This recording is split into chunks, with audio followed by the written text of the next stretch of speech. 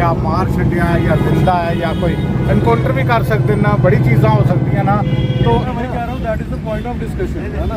उसमें हम अगर जाएंगे तो आपके भी पॉइंट है, हमारे भी पॉइंट है। मेरा पॉइंट इतना है, पीसफुल प्रोटेस्ट होता है, 4-5 बंदे हो ठीक है, लेकिन जब आपके साथ हजूम जुड़ जाता है, हमारी यूनिवर्सिटी के बच्चे देखो आप किस तरह से अंदर रुका जा रहा है, बट ऐसा देखिए आपको चीज़ देखिए ना, अब चीज़ का जब यूनिवर्सिटी के सारे स्टूडेंट 300-400 बंदा बिना परमिशन के रोड पे आएगा, सुन लो ना मेरी बात, 300-400 बंदा बिना परमिशन के आएगा, ट्रैफिक रुकता है या नहीं रुकता? आज तक रुका। एडमिनिस्ट्रेशन की चीज़ है, परमिशन का है ना प्रोविजन, डेफिनेटली है ना, बस दैट इज द पॉइंट। आप परमिशन के लिए अप्लाई करें, नहीं मिलती है तब भी आपके पास लॉफुल कई चीजें हैं। यूनिवर्सिटी के अंदर जाके देखो सर, नहीं देखिए दैट इज रूमर अगेन।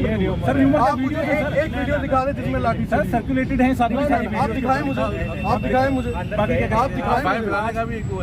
भाई साहब आप, मैं भी वही कह रहा हूँ, आज जो लड़के थे बेचारे उन्होंने वहाँ पे इकट्ठे हुए, डिपार्टमेंट के बाहर एक पुलिस वाला लगा दिया सर।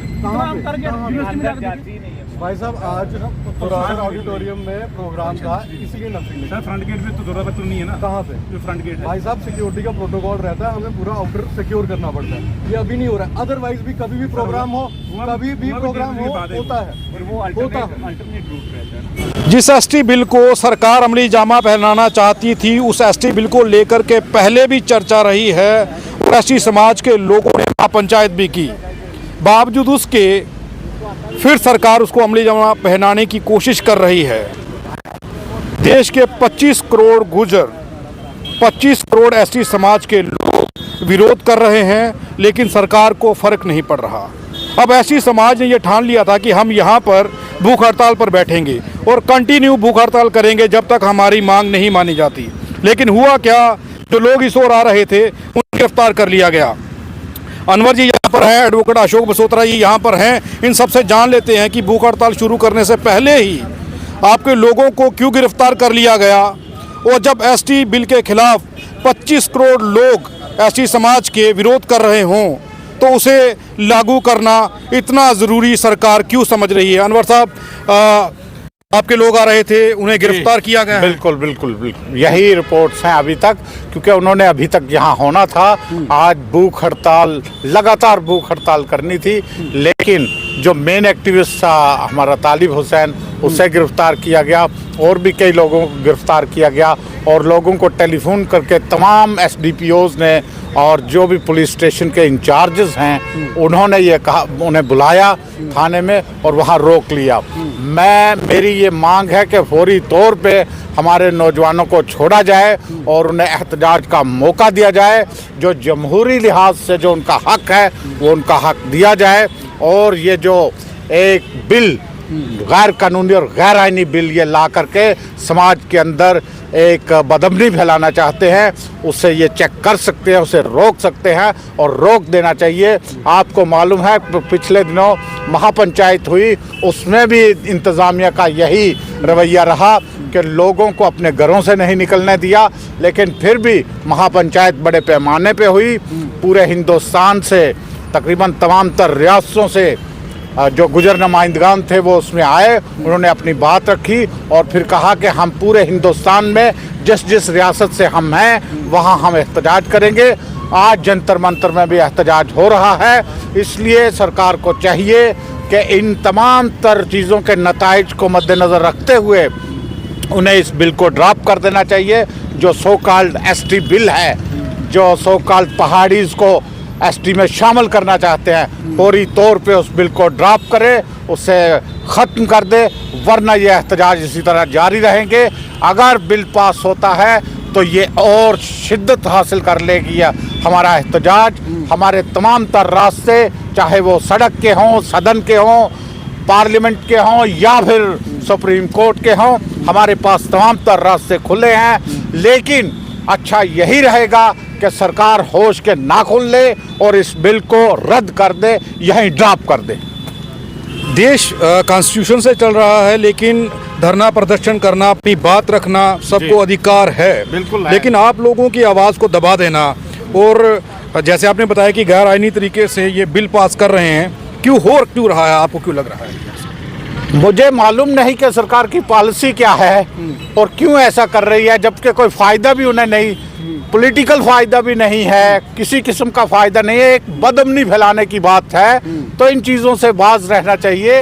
अगर यह सरकार चाहती है कि तमाम तर राज्य, तमाम तर यूनियन टेरिटरीज, तमाम तर जितनी भी रियासतें हैं और जिस कदर पूरे मुल्क के अंदर एक अमन का माहौल कायम हो, पैदा हो, तो इस किस्म की शरारतों को इनको त्यागना पड़ेगा। जी बसोत्रा साहब, देखिए देश आज़ाद है और आज़ाद देश में सबको बात रखने का अधिकार है।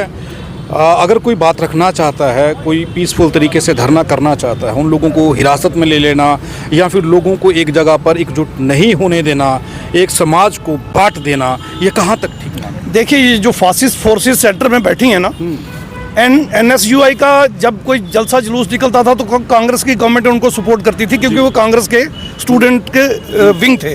इसी तरह आजकल ABVP की समर्थन होता है, वो चाहे गलत निकालें, गैर कानूनी चीज़ों के लिए जुलूस निकालें या सड़कों पे तोड़ फोड़ करें, मारपीट करें, तब भी उन्हें कुछ नहीं कहा जाता। उल्टा पुलिस उनको प्रोटेक्ट करती है लोगों से। जबकि हमारे ट्राइबल बच्चे, यूनिवर्सिटी के पढ़े लिखे बच्चे पीसफुल ढंग से बिना कानून को हाथ लिए, बिना किसी तरह की लीगल वायलेशन किए यहाँ पे आके भूख हड़ताल पे बैठना चाहते थे। और जंतर मंतर में, जैसा कि मेरे साथी अनवर जी बता रहे थे, ऑलरेडी एहतजाज सुबह से चल रहा है, तो यहाँ भी हम एहतजाज करना चाहते थे। यहाँ एहतजाज करके हम केंद्र की सरकार को ये चेतावनी देना चाहते थे कि खुदाया इस बिल को मत लाएं।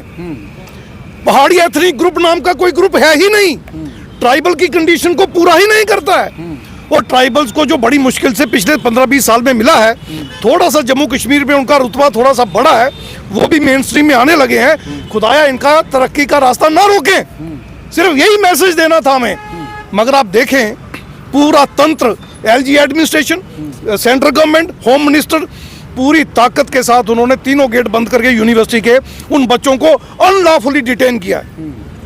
मैं यहाँ याद दिलाना चाहूँगा, प्रोफेसर भीम सिंह जी मरहूम जो भी गुजर गए, 2 घंटे के लिए उनको बंद किया गया था पक्का डंगा पुलिस स्टेशन में, सिर्फ 2 घंटे के लिए, आज से 40 साल पहले। और हाई कोर्ट ने उनको 50,000 रुपए का मुआवजा दिलवाया था। हम इनकी ये भी लड़ाई लड़ेंगे, ये अनलॉफुल डिटेंशन भी हम कोर्टों तक ले जाएंगे, करोड़ों की कंपनसेशन लेंगे। हमारे हजारों बच्चों को वहां रोक के रखा है। अभी थोड़े दिन पहले जो महापंचायत होने वाली थी गुज्जर बकरवाल की, आप देखिए सारे रास्ते बंद कर दिए गए, उनको अनलॉफुली डिटेन किया गया। डेमोक्रेसी में जब तक फ्रीडम ना हो अपना एहतजाज करने की पीसफुल ढंग से, वो डेमोक्रेसी नहीं होती। ये लोकतंत्र का कत्ल है, सीधी सीधी डेमोक्रेसी का मर्डर है। इतना बुरे हालात तो पाकिस्तान, बांग्लादेश जैसे देशों में भी आपको देखने को नहीं मिलेंगे। चाइना में भी मुझे लगता है इतने बुरे हालात नहीं होंगे जैसे इन्होंने हमारे लिए यहाँ पैदा कर दिए हैं। तो इन सब चीज़ों को सामने रखते हुए मैं ये कहना चाहता हूँ कि अगर इन्होंने हमें पीसफुली प्रोटेस्ट नहीं करने दिए और भूख हड़ताल या धरने प्रदर्शन नहीं करने दिए, तो हम इनकी नाक में दम कर देंगे। और जैसा कि अनवर जी कह रहे थे, अगर ये बिल पास हुआ तो केंद्र के साथ हम इनसे इंट बजा देंगे। SC ST OBC माइनॉरिटी 2024 में इनका वो हश्र कर देंगे कि आने वाली इनकी नस्लें भी जो हैं सत्ता की तरफ देखने को भी तरस जाएंगी। बहुत बड़ी बात है सर। देखिए, यहाँ पर एक बड़े पीसफुल तरीके से बात रखना चाहते थे, आपके लोग इकट्ठे होना चाहते थे, रोक क्यों दिया गया है? क्या डर है सरकार को, क्या खौफ है आप लोगों से? जैसे मेरे साथी अशोक बसोत्रा जी ने और अनवर चौधरी जी ने ऑलरेडी बताया है कि हमारी जितनी भी डेमोन्स्ट्रेशन हुई है ये सारी पीसफुली हुई हैं। हमारी पहले भी 6 अगस्त को जो हमारी यहाँ पे धरना हुआ था, तो हमें एडमिनिस्ट्रेशन को अश्योर किया था कि हमारा जो प्रोटेस्ट है, हमारे अंदर जो रोष है, हम पीसफुली वो आपको प्रोजेक्ट करना चाहते हैं, बताना चाहते हैं, वो पीसफुली हुआ था। अब हमारी जो महापंचायत हुई 3 दिसंबर को, वो भी पीसफुली थी, बैठ के कुर्सियां लगी हुई थी। उसके बावजूद हमें वो प्रोटेस्ट लोगों को रोका गया। बड़ी तादाद में लोग गाड़ियों में आ रहे थे, उनको रास्ते में ही रोका गया। और हम गवर्नमेंट को ये बोलते हैं, हम अभी हमारा भारत डेमोक्रेटिक है, डेमोक्रेसी है, तो हमें पीसफुल डिमॉन्स्ट्रेशन करने दीजिए।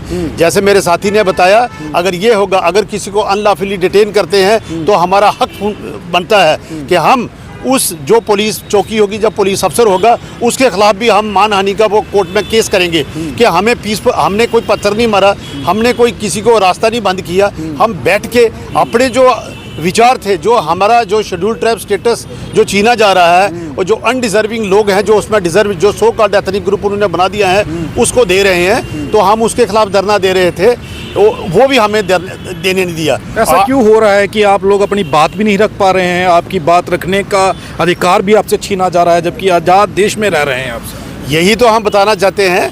एक तरफ से तो हम बोलते हैं कि हमारा देश डेमोक्रेटिक है, अगर डेमोक्रेसी है तो ये डेमोक्रेसी का कत्ल क्यों हो रहा है? हर किसी को अपना विचार रखने का हक है, वो भी पीसफुली। तो हम पीसफुली रख रहे थे। आप अपने देख ही लिया, जैसे सैन्य बरादरी को इन्होंने ओबीसी में ढाला और बहुत से लोग वो कोर्ट में भी चले गए जो हमें ओबीसी नहीं चाहिए। इसी तरह जनजाति एसटी के अंदर जो लोगों को मिला रहे हैं, उसमें जो ऊंची कास्ट के लोग हैं, सैयद हैं, जब बड़े बड़े लोग हैं, खान है, शेख हैं, शर्मा है, गुप्ता है, वर्मा है, हो सकता है उसमें ऐसी सेक्शन सोसाइटी में होगी कि वो नहीं चाहते कि हमें वो नीचा दिखाया जाए और हमें भी शेड्यूल ट्राइब, वो ऐसे लोग भी होंगे। फिर जबरदस्ती क्यों दिया जा रहा है? तो ये जबरदस्ती कर रहे हैं ना। हम जो जीडी शर्मा कमीशन इसलिए बोल रहे हैं कि इसको रोल बैक करिए जी, ये इसको रोल बैक करिए, ये नहीं इम्प्लीमेंट होना चाहिए। हो सकता है गवर्नमेंट का कोई मोटो होगा कि ये अगर हम देखेंगे तो हमें कुछ सेक्शन ऑफ सोसाइटी या कुछ एरियाज के हमें वोट मिलेंगे तो हम पावर में आएंगे। मेन पर्पस है पावर का। अब ये है, ये भी कॉन्स्टिट्यूशन की धज्जियां उड़ाई जा रही हैं कि शेड्यूल ट्राइब उसी को दिया जाता है, उसके सर्टेन प्रोविजंस हैं जो उसके अंदर फॉल करता है तो उसी को दिया जाता है। लेकिन आज उन लोगों को दिया जा रहा है जो उसमें फॉल ही नहीं करते हैं। वो मांग नहीं रहे हैं, जबरदस्ती दिया जा रहा है। जबरदस्ती दे रहे हैं, तो ऐसा नहीं होना चाहिए। यही तो हम बताना चाहते हैं। एक नई चीज है, बिना मांगे लोगों को दिया जा रहा है। जो मांग रहे हैं उन लोगों को दिया नहीं जा रहा और वो धरने प्रदर्शन कर रहे हैं। आप बता दीजिए, आप लोग युवा हैं और आप लोग आज पीसफुल प्रदर्शन करना चाहते थे, आपके लोग आ रहे थे, उन लोगों को डिटेन कर लिया गया, रोक लिया गया है। कैसे देख रहे हैं कि देश, आज़ाद देश में ऐसी तस्वीर को? देखो, मैं तो पहले देश से पहले हमारी ऑटोनोमस बॉडी जिसको यूनिवर्सिटी कहते हैं, मैं तो जो वहाँ के वाइस चांसलर साहब हैं उनसे भी ये चीज़ पूछूंगा कि क्या आपकी परमिशन के बिना ये पुलिस कभी भी अंदर घुस जाती है? 5 दिन पहले जाके बच्चों के अंदर आपने लाठीचार्ज करवाया। आज जब बच्चे पीसफुल प्रोटेस्ट के लिए बाहर निकल रहे हैं तो आपने सारे गेट बंद करवा दिए। भाई, कौन सी यूनिवर्सिटी चला रहे हो, कौन सी ऑटोनोमस बॉडी चला रहे हो और वो कौन सी पुलिस है कि जो आपके कहने पे 2 मिनट के अंदर अंदर आके बच्चों को अरेस्ट कर ले दिए? तो बात रही यहाँ पर कि कितनी देर आप अंदर रोक लोगे बच्चों को? रोक लेना आप। 1 दिन, 2 दिन, 10 दिन, 15 दिन, 20 दिन, कितनी देर रोकेंगे? ये कौम एक ऐसी कौम थी जो ट्राइबल कम्युनिटी थी, जिन्होंने आज तक हमारे मतलब कभी भी कोई एंटी नेशनल एक्टिविटी नहीं की, कोई रोड नहीं हमने ब्लॉक किए, कोई प्रोटेस्ट नहीं हमने किए, कोई गवर्नमेंट के अगेंस्ट कभी बोला नहीं। अब 370 पे का जब फैसला हुआ तब गुजर कम्युनिटी का रोल आप देख लें, जब मिलिटेंसी थी तब गुजरों का आप रोल देख लें। आज तो आप जबरदस्ती उंगली करके हमें जगाने की कोशिश कर रहे हो कि नहीं हम आपको उंगली कर रहे हैं, आप उठिए। अरे भाई, जो कौम आराम से मतलब आपके साथ कोऑपरेट कर रही है, सारी चीज़ें करने के बावजूद भी अगर हमें ही आप उंगली करना करोगे। और दूसरी बात रही कि क्या गेन कर लोगे? एक पॉलिटिकल सीट, एक एमपी की सीट, इससे ज़्यादा आपके पास है क्या वहाँ पे जिन लोगों को आप देना चाह रहे हो? और दूसरी बात है, कितने एमएलए जीत के आएंगे इनके वहाँ से? 2 या 3? तो क्या उससे आप गवर्नमेंट बना लोगे या इस तरह की कोई चीज़ें कर लोगे? तो यही चीज़ें हैं कि जो यूथ है, जो हमारे एक्टिविस्ट हैं हर जगह। और मैं आपको स्पेशली ये चीज़ भी कहना चाहूँगा कि जो हमारे कंसर्न एसएचओ हैं जितने भी हैं, वो फ़ोन करके बच्चों को डरा रहे हैं कि आपका कैरियर हम तबाह कर देंगे, ये चीज़ें कर देंगे। मैं आपके ज़रिए ये भी चीज़ कहना चाहूँगा कि आप बच्चों के साथ ये खेलवाड़ मत करिए, उनके दिमाग के साथ ये चीज़ें मत करिए। हमारे बच्चे पीसफुली यूनिवर्सिटीज़ में और कॉलेजेस में पढ़ रहे हैं, तो किसी बच्चे को डराने की कोई ज़रूरत नहीं है। अगर हम कोई इलीगल एक्टिविटी करेंगे तो तब आप हमें फ़ोन करके ये चीज़ कहिए कि हम आपका कैरियर तबाह कर देंगे। कैरियर तबाह करने वाली क्या बात है? हम डेमोक्रेसी में रहते हैं, हमारा हक है बोलना। अगर हम सिर्फ ये कह रहे हैं कि भाई जो जिन लोगों को आप अपर क्लास को हमारे बीच में लाना चाह रहे हो वो आपके कॉन्स्टिट्यूशन के क्राइटेरिया में आते ही नहीं। कॉन्स्टिट्यूशन आपने बनाया, पार्लियामेंट ने बनाया, हमने थोड़ी बनाया। अगर आपका ही कॉन्स्टिट्यूशन है और आप उसको ही नहीं मान रहे तो फिर हम देशद्रोही हुए या आप लोग मतलब उल्टे काम करी जा रहे हो? बड़ा सवाल उठ गया है कि देशद्रोही कौन?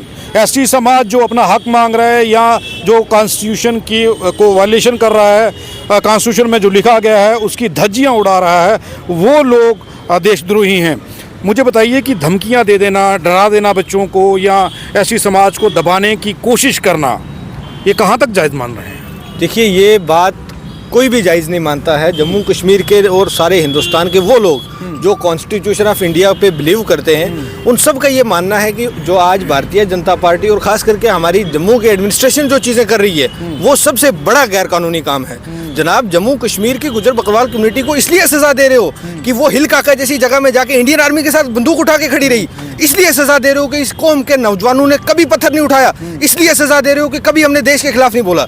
जनाब, हमारा कसूर बताइए क्या है? सिर्फ इतना है कि हम अपने हकूक़ की बात कर रहे हैं, हम बाबा साहब भीमराव अम्बेडकर की सोच को बचाने की लड़ाई लड़ रहे हैं। और मैं भारतीय जनता पार्टी को और एडमिनिस्ट्रेशन को वाज़ेह कर दूं कि जनाब, आप हमें जितना मर्जी रोक लें, हमारे लड़कों को यूनिवर्सिटीज़ के अंदर, पुलिस स्टेशन के अंदर जब तक आप बंद कर सकते हो कीजिए, चाहिए, लेकिन इस कौम का हर फर्द ये बात जानता है कि कुछ तो भारतीय जनता पार्टी गलत कर रही है। इसीलिए जब हमारे लोग आवाज़ उठाने लगते हैं तो इनको जेलों में बंद कर दिया जाता है। रविंद्र रैना तो हर बार ये कहते हैं कि मैं गुजरों से इतना प्यार करता हूँ और मेरे से ज़्यादा उनका भला कोई नहीं चाहता। जनाब मुझे बताइए रविंद्र रैना है कौन? उसको तो उसकी पार्टी में सीरियस नहीं लिया जाता, तो वो हमारी कौम की क्या बात करेंगे?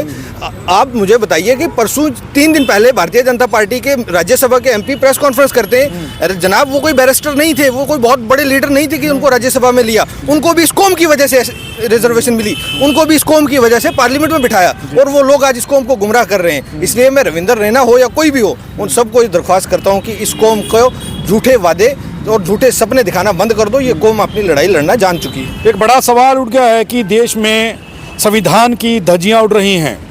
आप यहाँ से अंदाज़ा लगा लीजिए कि यहाँ पर आज एक बड़ी संख्या में भूख हड़ताल पर लोग बैठने वाले थे और लगातार यहाँ पर संघर्ष शुरू होने वाला था। भूख हड़ताल पर बैठने वाले लोग तब तक बैठने वाले थे जब तक एसटी बिल जो सरकार लाना चाहती है उस बिल को रोका नहीं जाता।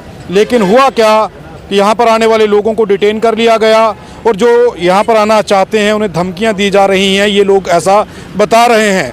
लेकिन इसके परिणाम क्या होंगे वो आप सबने सुन लिया। इस खबर को ज़्यादा से ज़्यादा शेयर करिए ताकि देश की डेमोक्रेसी बची रहे, देश के हालात ठीक रहें, देश में आम जनमानस अपनी ज़िंदगी बड़े आराम से व्यतीत कर सके। धन्यवाद। अगर आप भी चाहते हैं कि RTI इंडिया न्यूज़ आप सबकी आवाज़ इसी प्रकार उठाता रहे तो RTI इंडिया न्यूज़ की आर्थिक सहायता करें। हर माह 99 रुपये दे करके RTI इंडिया न्यूज़ की सपोर्ट करें ताकि RTI इंडिया न्यूज़ इसी प्रकार आपके मुद्दों को उठा सके और सरकार के कानों तक पहुंचा सके।